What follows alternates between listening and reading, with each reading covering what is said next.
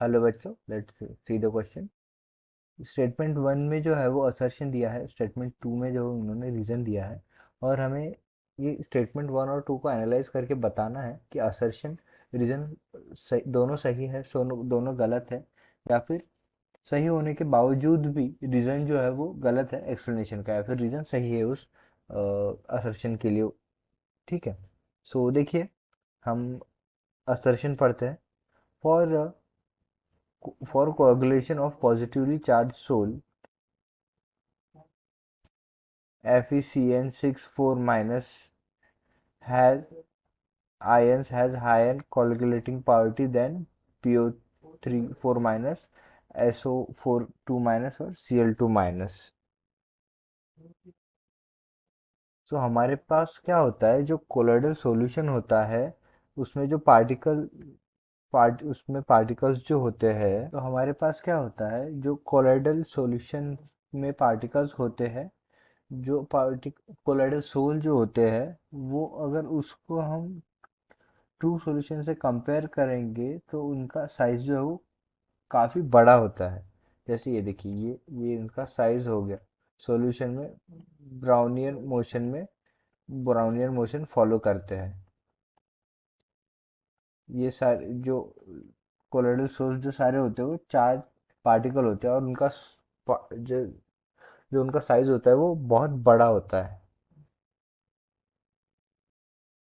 ये colloidal souls हो गए या फिर सोल्स हो गए, ये इनकी चार, इनका साइज जो है वो बड़ा होता है, क्योंकि क्या होता है, अगर ये कोई पेरेंट आयन है, ठीक है, ये पेरेंट आयन है, सो कोलोइडल सोल्स क्या होते हैं, इस आयन के ऊपर एड्जॉर्ब हो जाते हैं ऐसे।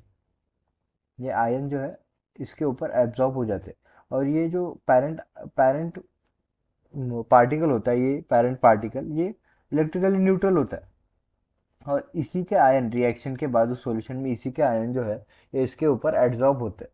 और कोलोइडल सोल हमें किसे कहते हैं, ये पूरे इस पार्टिकल को हम कोलोइडल सोल कहते हैं। सो एड्सॉर्प्शन के कारण, सरफेस प्रॉपर्टी के कारण उस पार्टिकल के, ये जो है ये बड़ा एज अ बिग पार्टिकल माना जाता है। ठीक है, और ये सारे चार्ज पार्टिकल्स होते हैं, क्योंकि इनमें जो जो मेजर पार्टिकल्स होते हैं वो चार्ज पार्टिकल होते हैं।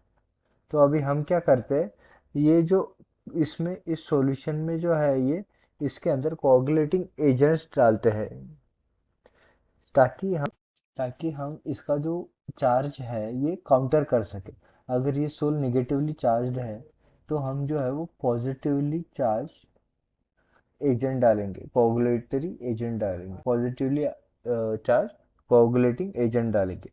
किस लिए, तो इस जो इलेक्ट्रिकल सोल है, या फिर ये जो सोल प्रेजेंट है, आयोनिक सोल प्रेजेंट है इस सॉल्यूशन में, उसको उसके चार्ज को काउंटर करने के लिए।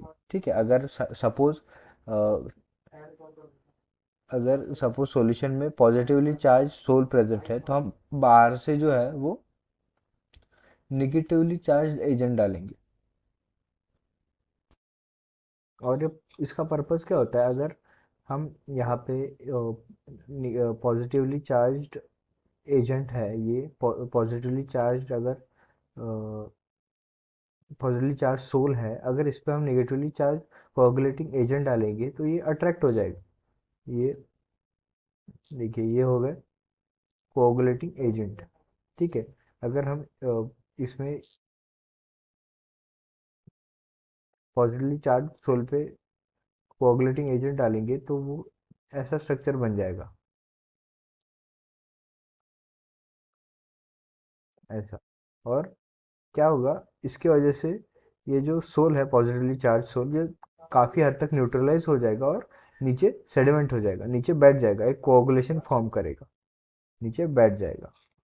यही एक रीज़न होता है जिससे जिसकी वजह से हम कोआगुलेटरी एजेंट यूज़ करते हैं, कोआगुलेट कोआगुलेटिंग एजेंट या फिर कोआगुलेटिंग पाउडर जो है वो यूज करते हैं, कोआगुलेशन पाउडर। तो अभी स्टेटमेंट में क्या दिया है उन्होंने, स्टेटमेंट में उन्होंने दिया है the coagulation of positively charge sol FeSN6 FeCN6 whole 4 ion has higher coagulating power than PO4 3 minus SO4 2 minus and Cl। अभी अभी हमने डिस्कस किया है कि अगर किसी भी आयन को काउंटर अटैक करना है तो कोगुलेटरी एजेंट डालना पड़ेगा, वो जो कि उसके अपोजिट चार्ज होगा। अब जितना ज़्यादा चार्ज होगा उतना ज़्यादा कोगुलेशन एजेंट लगेगा, उतनी ज़्यादा कोगुलेटिंग एजेंट लगेगा, उतनी ज़्यादा जो है उसकी कोगुलेशन पावर होगी। सो स्टेटमेंट वन जो है वो सही है, क्योंकि यहाँ पे जो आयन दिया है इसका FeCl6 4 माइनस का, ये जो है इस पे 4 माइनस चार्ज है, -4 चार्ज है, और बाकी सारे आयन पे जो है -3 -2 और -1 चार्ज है। तो इसकी कोगुलेटिंग पावर जो है वो ऑफकोर्स ज़्यादा होगी इन सबसे। तो स्टेटमेंट वन जो है वो, फिर सेकंड स्टेटमेंट क्या दिया है उन्होंने, according to the Hardy's rule, higher the valency of ion for the oppositely charged particle source, better will be the precipitation. Hardy-Squirrel's rule, higher the valency of ion for oppositely charged soul, better will be the coagulation. So अभी हमने discuss किया है कि अगर किसी भी ion को counter करना है, उसका प्रेसिपिटेशन करना है, सो हमें अपोजिटली चार्ज आयन लगेंगे।